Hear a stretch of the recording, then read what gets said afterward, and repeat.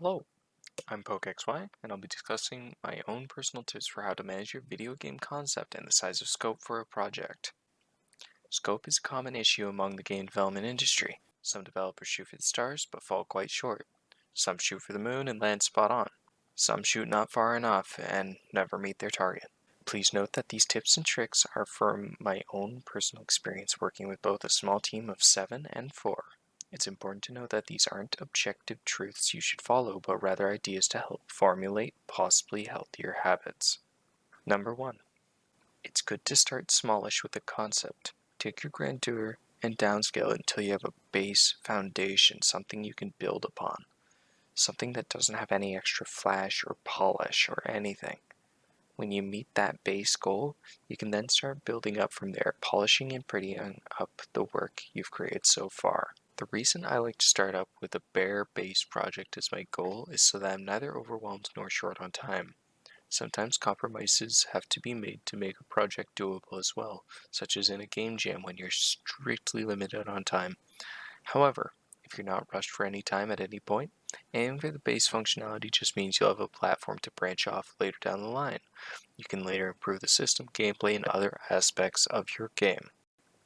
An excellent example of going out of scope would actually be one of my projects.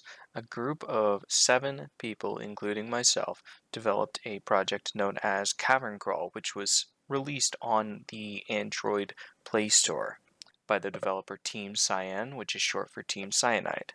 As you can see here, the game is wildly unpolished, looks ugly, and plays terribly. My bow can't hit anything. It's horrible. These slimes, they're too small. Number 2. If you're stuck, get someone else's input and advice on the matter. Programming is a lot like mathematics. Sometimes you just don't understand what you're working with, or what you're interpreting from a project.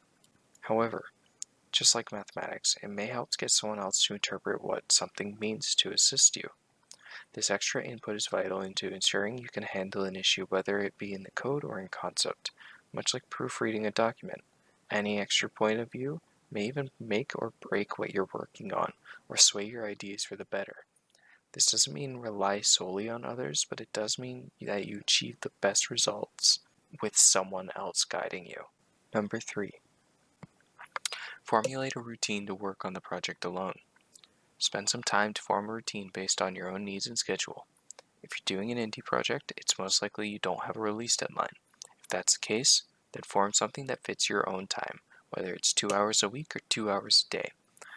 Just don't go overboard and harm your social life or exercise schedule.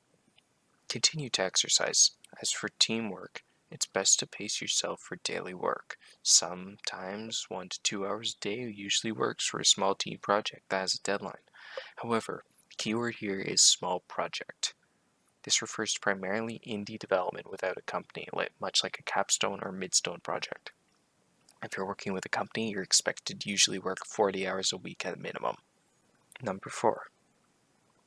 I cannot stress this enough. Make sure to exercise. It's known to give all sorts of benefits to the health of your body as well as your mood. It's best to do your daily exercise.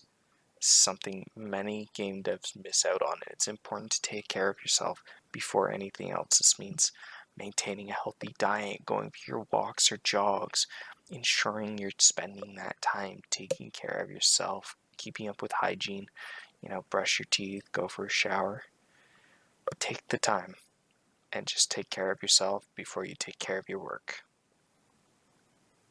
Thank you for watching. Please consider subscribing and liking, as it would really help me out.